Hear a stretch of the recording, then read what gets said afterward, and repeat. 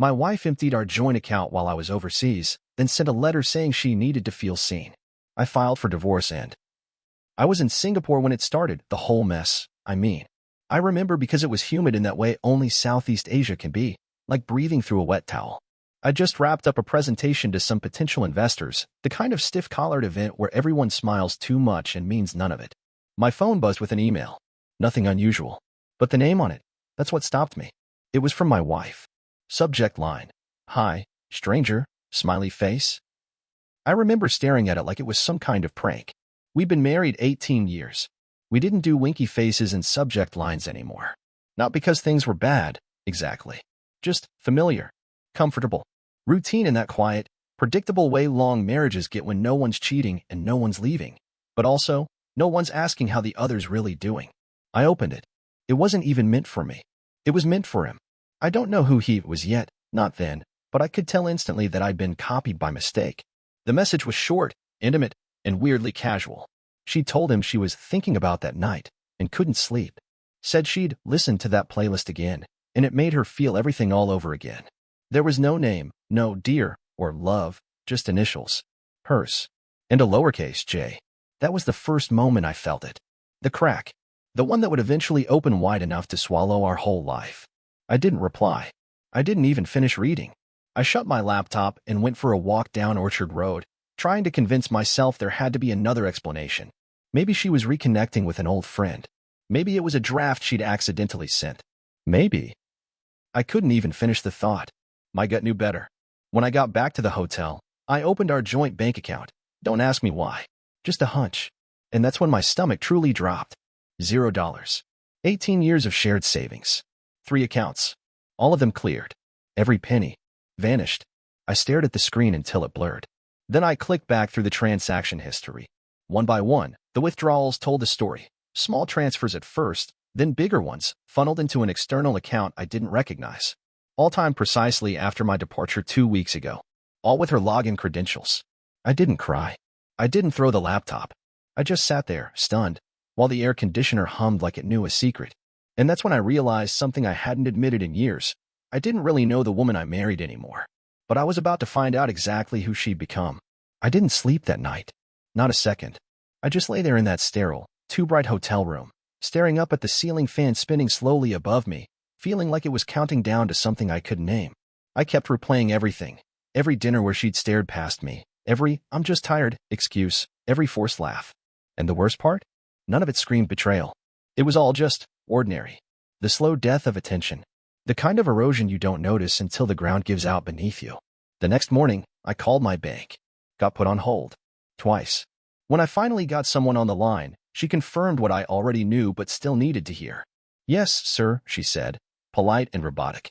"The transfers were authorized from your joint account. Your wife initiated them using verified credentials. Where did the money go?" "Into a personal account under her name only," she said, pausing just long enough to make me wonder if she was silently judging me. "Opened 3 days after you left the country." Of course. I thanked her, hung up, and sat on the edge of the bed staring at my suitcase. Half-packed. Like the rest of my life. I called my wife next. Straight to voicemail. I tried again. Straight to voicemail. On the third attempt, I left a message. My voice sounded foreign to me. Tired. Flat. "Hey, I saw the transfers. I saw the email too. You sent it to me by accident. I think we need to talk." That was all I said. She texted me 4 hours later. No apology. No explanation.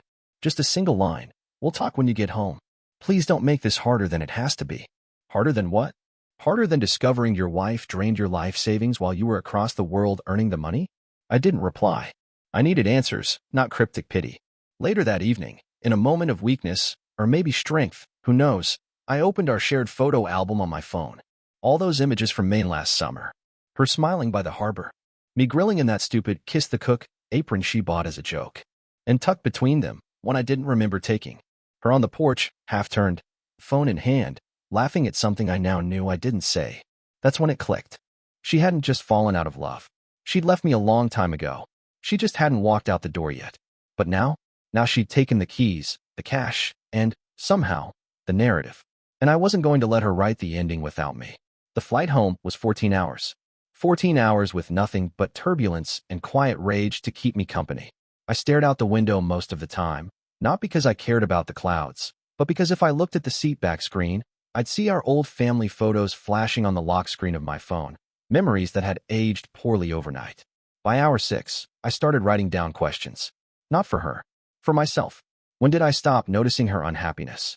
Why didn't I ask more questions when she started spending more time working late? Why did I trust that silence meant peace? And the most brutal one, why did I assume we were okay just because we weren't fighting? By the time I landed back in Raleigh, my hands were shaking. I hadn't even noticed until I dropped my passport on the customs desk. The officer gave me a quick once-over, like maybe he saw the storm I was carrying. But he stamped my passport and let me through. The house was too quiet when I got there. The porch light was on. That little yellow glow felt almost mocking, like it didn't know everything had changed. Her car was gone. The front door was unlocked. Inside, the living room looked untouched, perfect, even. But there was this hollow echo to it, like someone had taken the warmth and vacuumed it right out. I walked around slowly, noting every little shift. The bookshelf was missing a few photo albums. Her shoes were gone from the entryway. And the drawer in the hallway, the one where we kept spare keys, old bills, passports, was empty. She'd been planning this. I went into the bedroom next. That hit harder than I expected. Her side of the closet was gutted. A few empty hangers dangled there like ghosts. And there was a printed note on the bed. One sentence, typed. I'll be staying with my sister for now. Please don't make this ugly. Ugly. She emptied our accounts and vanished with a digital lover she met through email. And I'm the one who might make it ugly? That's when I realized she'd already spun the story. I could practically hear it.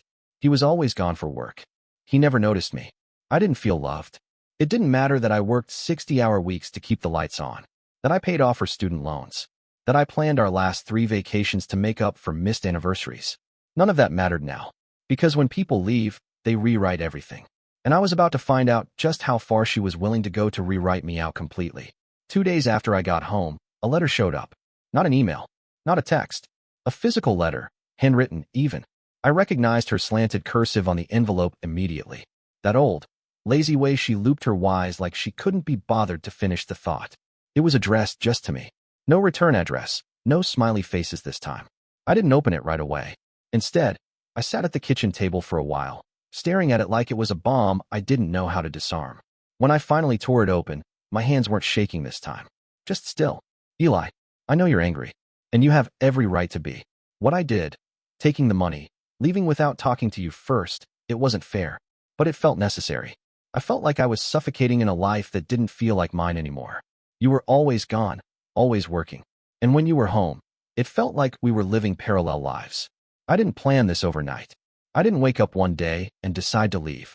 It built up, quietly, like rust. And then this person, James, he just listened. He made me feel seen again. And I know how that sounds. But I wasn't trying to replace you. I just needed to feel like I mattered to someone again. I never meant to hurt you. That line did it. I dropped the letter on the table and laughed. Not because it was funny, but because it was textbook. She never meant to hurt me. Right after she cleaned out our account like a smash and grab at a jewelry store. You don't accidentally zero out a shared life savings. You don't accidentally start calling someone else the one who gets me. And you sure as hell don't accidentally erase someone from their own story. She wasn't done, though. She went on. I've left you what I thought was fair in the retirement account. I know you probably saw the transfers. I didn't take everything, just what I needed to start over. I hope, one day, you can forgive me. I didn't do this out of hate. I did it out of emptiness. Lena, she left me what she thought was fair. That line stayed with me longer than the rest. Because when someone tells you what's fair, what they're really saying is, this is all I think you're worth. I checked the account. $3,872.11. 18 years. 2 careers. No kids, by choice, so we could travel more someday. Every anniversary dinner, every co-signed loan, every hospital visit, every whispered promise in the middle of the night when neither of us could sleep. $3,872.11. That was Lena's idea of fair. I folded the letter once, calmly, and put it in the drawer where we used to keep birthday cards. Then I did something I hadn't done in years. I picked up the phone and called my brother. Hey, I said, I need a lawyer. Richard Klein was the kind of divorce lawyer who looked like he'd been through every variation of heartbreak and betrayal the human race could conjure. He didn't offer pity when we met. Just took notes in a tidy leather pad while I explained everything. How she drained the accounts, how I'd found the letter, how I'd returned from a business trip to a home that no longer felt like mine. The letter I handed him didn't shock him. He read it quickly, skimming with the precision of a man who'd seen dozens like it. In her note, Lena had written about needing to feel seen, about feeling empty, about how the other man listened. She claimed she hadn't meant to hurt me, that she left behind what she thought was fair. It was supposed to be a peace offering, but to anyone who spent their life navigating facts instead of feelings, it read more like a setup, a carefully crafted narrative that made her look less like a thief and more like a victim of her own unmet needs. Richard didn't react emotionally. He responded strategically. According to him, the way forward was simple, if not exactly easy. Freeze the remaining assets. File for financial misconduct. Get a court order. Dig through the transaction history and show how the money had been funneled out under false pretenses. If she'd moved joint funds into an individual account during the marriage, especially while I was overseas, unable to respond, that could qualify as dissipation of marital property. And that gave us leverage. It wasn't revenge I felt walking out of his office. It wasn't even justice. It was a quiet kind of clarity, the type that shows up when you finally stop trying to make sense of the senseless. There was no repairing this. No conversation that could fix the silence I'd lived in for years, mistaking it for peace. Back at home, I found myself reaching for something I hadn't touched in a long time, a leather-bound ledger Lena had given me for our 5th anniversary. It was something she picked out with thought, back when we still believed in building something together. In those early years, we wrote in it often, budget notes, vacation plans, scribbles about someday, houses, and baby names we never used. On the final page, dated almost 2 years ago in our handwriting, was a short note. It said the year was going to be different, that it was the year we'd finally take care of ourselves. No more just surviving. It was time to live.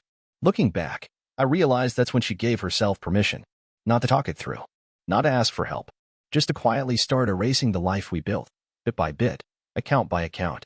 She'd been planning this, but what she didn't know was that I had already begun writing my own ending. Once the legal process was set in motion, everything else became about the details, quiet, methodical, and utterly exhausting. The kind of work you do with your jaw clenched, not because you're angry in that hot, yelling kind of way, but because there's no time for emotion when you're trying to untangle your own life from someone else's fingerprints. I spent the better part of 3 days tracking financial threads I'd never thought to question. The little charges started standing out first, $63 at a boutique I'd never heard of. Monthly payments to a yoga app Lena had never mentioned using. Flights booked in someone else's name, but charged to our account. At first, I thought they might be mistakes. Then I found the new account. It was under her maiden name, opened with a different bank entirely. She'd started transferring money into it right after I left for Singapore.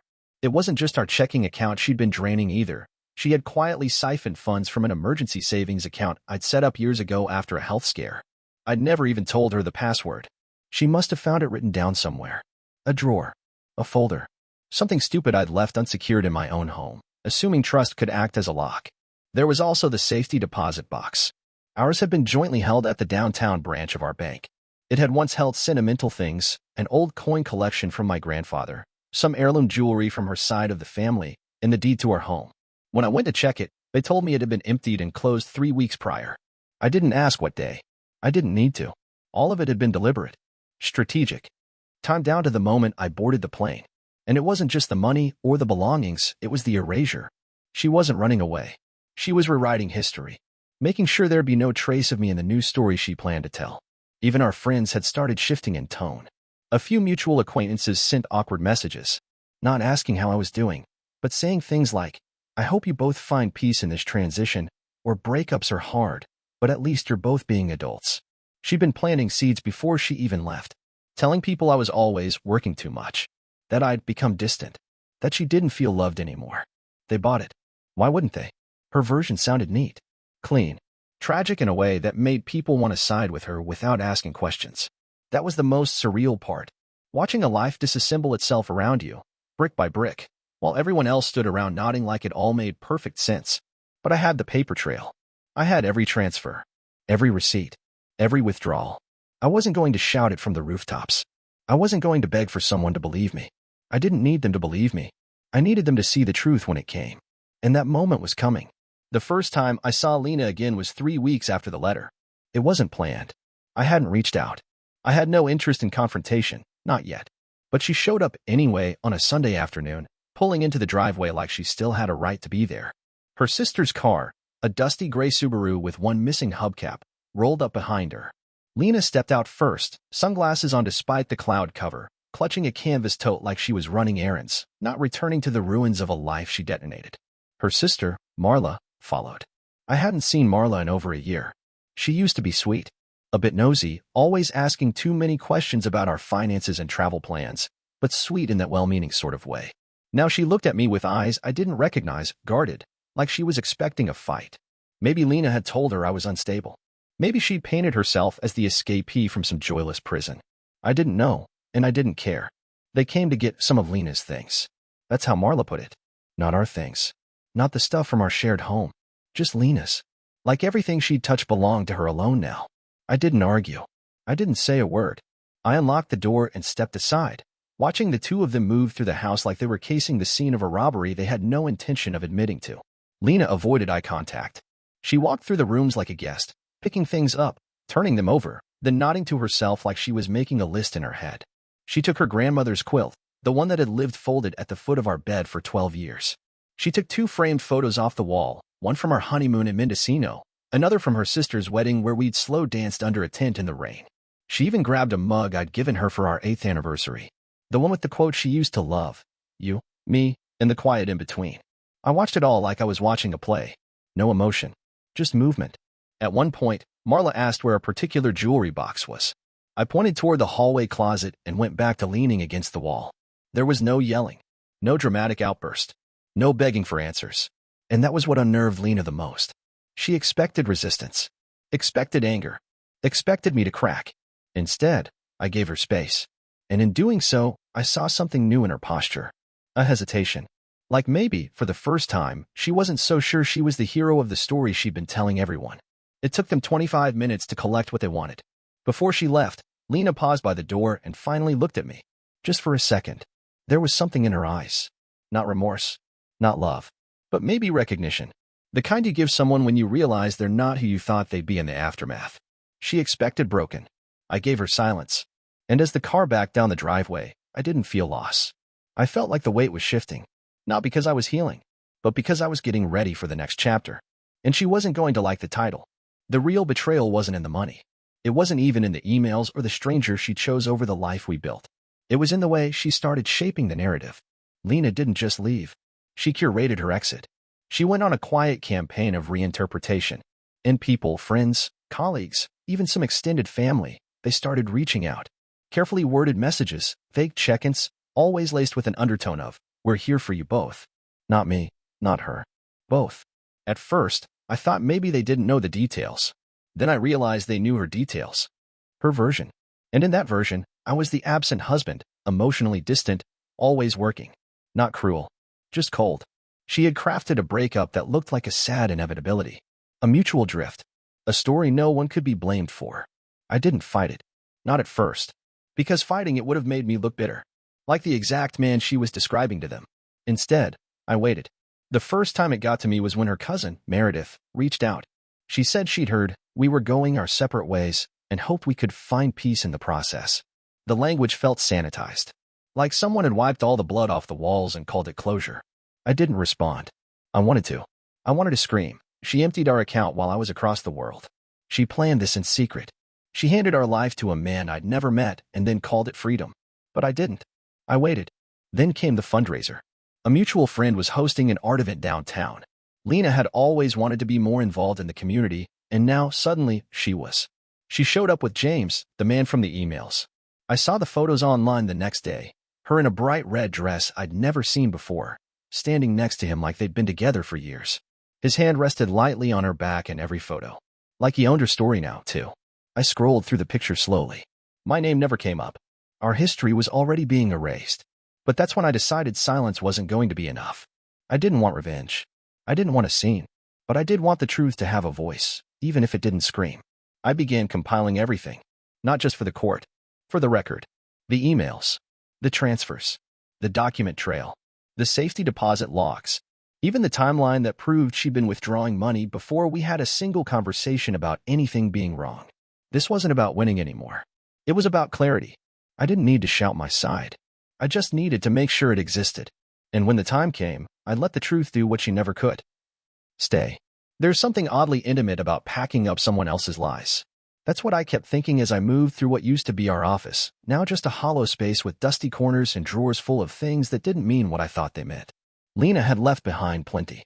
Not just furniture or photos, but pieces of a person I no longer recognized. Old notebooks with journal entries that started sweet and drifted into cryptic frustrations. Receipts from weekends I thought she spent with her sister. A printed email, God knows why she printed it, tucked in a folder labeled Taxes 2021. It wasn't about taxes. It was about him. James. There it was in ink. Hotel confirmations, meeting spots, and side jokes that made my stomach tighten. They called me the ghost. I guess that's what I'd become to her by then. Some silent figure haunting the periphery of her new life. Too dull to feel threatening, too polite to confront. She never expected I'd look closely. But I did.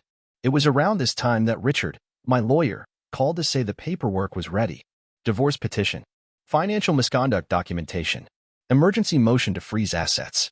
It was all in there. Neat and devastating. I didn't feel triumph. Just a deep, anchored weariness. Filing the paperwork was like sending off a ship that had already sunk. It was a formality. A declaration that yes, the house was on fire, and yes, I'd finally stopped pretending it wasn't.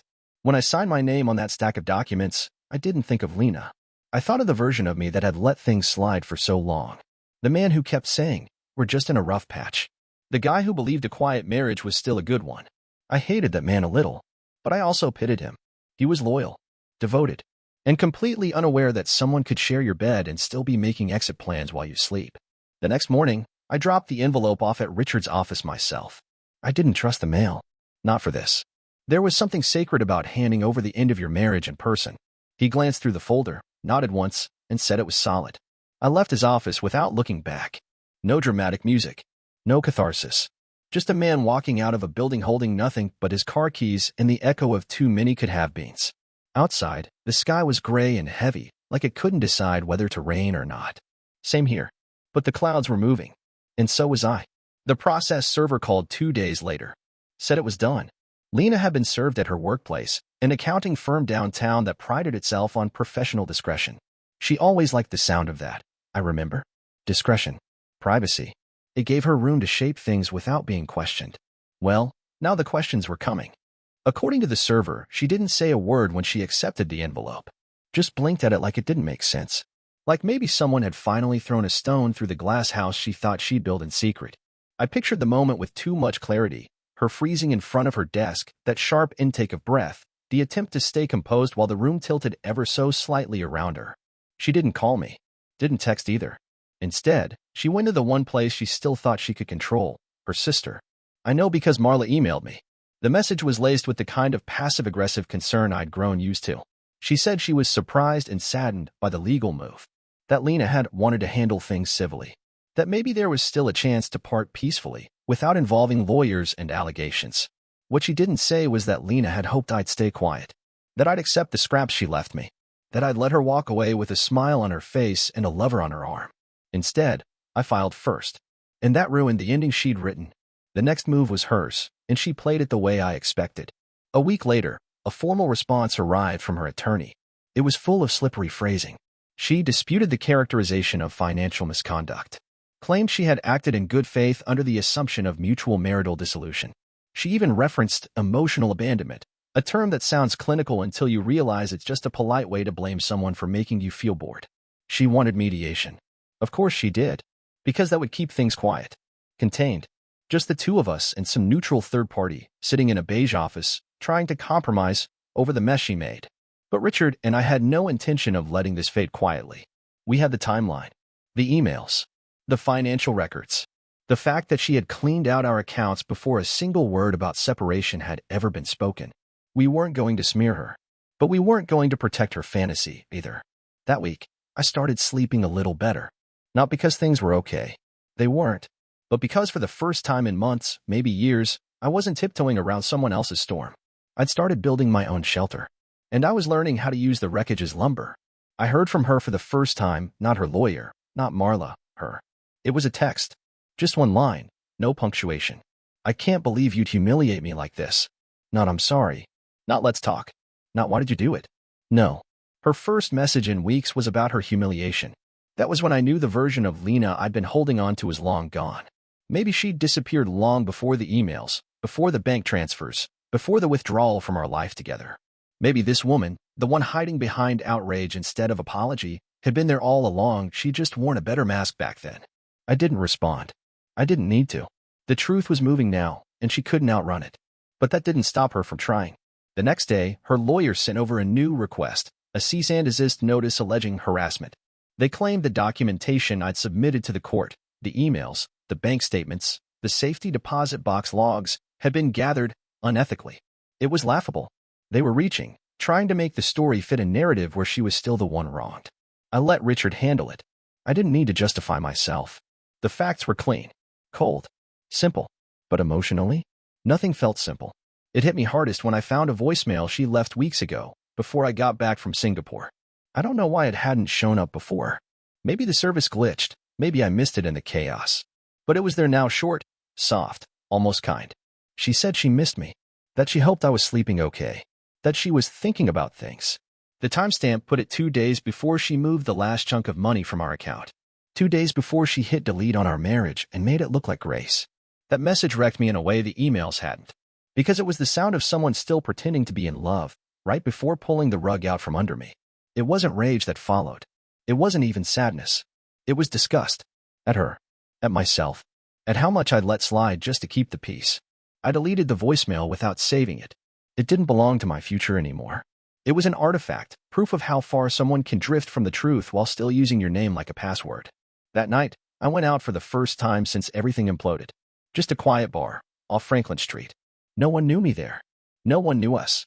It felt good to sit at a table without watching the door. Without waiting for a storm to walk in wearing perfume. I stayed until closing. And on the way home, I realized I hadn't thought about her in hours. Not the woman I married. Not the stranger she became. Just myself. For the first time in too long. The house was quiet when I got home that night, too quiet. Not ominous, not lonely. Just empty. A clean kind of empty. The kind that used to feel heavy, like something was missing. Now it just felt like space. Like room I could finally breathe in. I walked through the living room, pausing by the mantel. A photo had been taken down recently. Dust framed its absence. It used to be a picture of us in Charleston, right after our 10th anniversary. I don't remember who took it. Some stranger, maybe a waiter. We were smiling, arms wrapped around each other, like we'd figured it out. I didn't miss it. I didn't miss her. But I did miss believing in that version of us. That's the part no one tells you about betrayal. It's not just the person who leaves you. It's the future you plan together that dies with them. All the quiet assumptions. All the someday promises. The way you instinctively reach for 2 mugs in the morning even when no one else is there. The way you keep thinking you'll run something by her, only to remember she forfeited her vote. The worst part? You still check the mail and expect her name to be on something. You still walk past her side of the closet and brace for the scent of her perfume. You still look at the space in the garage where her car used to be and think, maybe she'll come back for the last of her things. But it's not about the things. It's about the fact that someone could share half your life, half your bed, half your everything, and still walk out like they were just borrowing it all. The day after the bar, I opened my laptop and started clearing out old files. Not work stuff. Personal things. Photos. Letters. Playlists. Shared calendar events. Every click felt like scraping barnacles off a ship that hadn't moved in years. There was a folder called Summer Plans, trips we never took, dates we never booked, reminders she must have created for beach weekends that never happened. I hovered over it for a while before deleting it. And I didn't feel a thing. That's when I knew I was turning a corner. It wasn't some cinematic breakthrough. It didn't come with swelling music or a slow fade to black. It was just quiet. A different kind of quiet. The kind that isn't about being left behind. It's about finally leaving them behind. The divorce was finalized on a Tuesday. No drama. No drawn-out courtroom scene. Just signatures, a rubber stamp, and a manila envelope that felt too light to carry the weight of 18 years. My lawyer handed me the final decree with a firm nod. He'd done his job well. I got what I needed, not everything I'd hoped for, maybe, but enough. The judge agreed Lena had acted in bad faith. The funds she'd siphoned were deemed marital property and had to be partially returned. The house stayed with me. Her name was taken off the deed. The joint accounts were dissolved, split with surgical precision. She didn't show up in person. Her attorney did the talking. That felt fitting, really. She started this with an email. Why end it with eye contact? Afterward, I went to the diner down the street. Sat in the same corner booth Lena and I used to visit after Sunday errands, back when Sundays still meant something. I ordered black coffee and a slice of lemon meringue pie. It was too sweet, but I ate every bite. There's a strange freedom in being gutted like that. When someone you trusted takes everything and walks away, it strips you down to your bones. And once you're there, once the fires burn through all the soft parts, you get to ask a question most people never do. Who am I when no one else is watching? The truth is, I don't know the full answer yet. But I know I'm not the man who sat on that hotel bed in Singapore, stunned and spinning. I'm not the guy who begged logic to explain why love sometimes turns cruel. And I'm certainly not the version of myself she needed me to be: quiet, reliable, invisible. I'm the one who stayed, who rebuilt, who walked through the storm without setting fire to the wreckage on the way out. There's dignity in that. It doesn't come with applause. No one throws you a parade for surviving quietly. But it's there, in the stillness. In the mornings when you make 1 cup of coffee instead of 2 and don't flinch at the silence. In the way your name starts sounding like yours again. Lena's gone. So is the version of me that bent until he broke to keep something that had already left the room. But I'm still here. Still standing. And that's enough to start over.